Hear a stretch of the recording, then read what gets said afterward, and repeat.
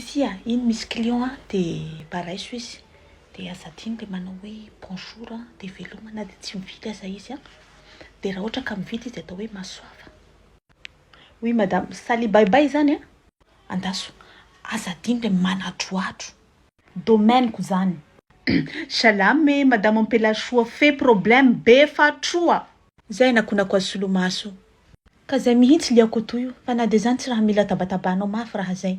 Bienvenue dans ma boutique, la boutique, le patron là, le paradis d'Ève. Na de hoe sy azoko idirany Ève amin'ny sa hoe fanagnendaky tariry Eva taloha. Azafady le fa somary maika fa tsy raha hanao cours de catéchisme liako toy io.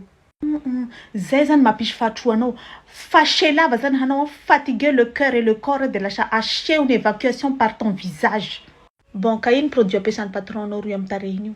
Sagnagny izy ampiasa produit à base de tôlapaty taoky. Sady lontiako ny code barre ho agnara ho pays exista. Adala va hivily ambalikany. Atoa maro. Haha, oh, sagnagny izy hanao kobay fa danareo mpividiny kobayny. Iha va piasany sa piasany concurrent? Mangala coton da fa fao tarehiny izy henany koa da 10 tonnes de fond de teint.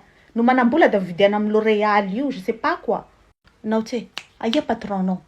Azafady premier jour que ngandroany ka siregnako dernier. Mana anti-chute va nareo.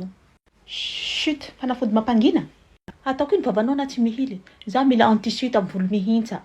Stress aby ane mamapisa amin'ny volonao e.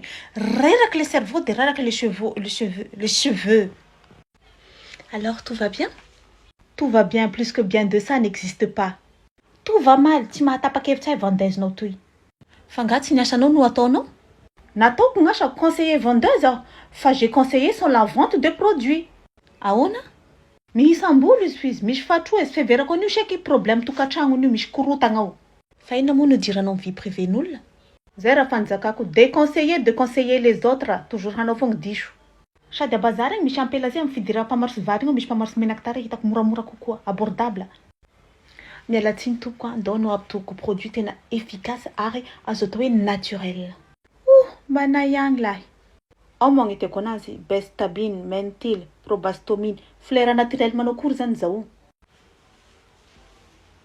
La beauté avao ty vandesinao le fahita maray avao ia. Handeha tse veloma le da mahasoava. Madame fa tanamantiko lo sy misy raha vidinareo da sy mahazo mahasoava fa veloma avao.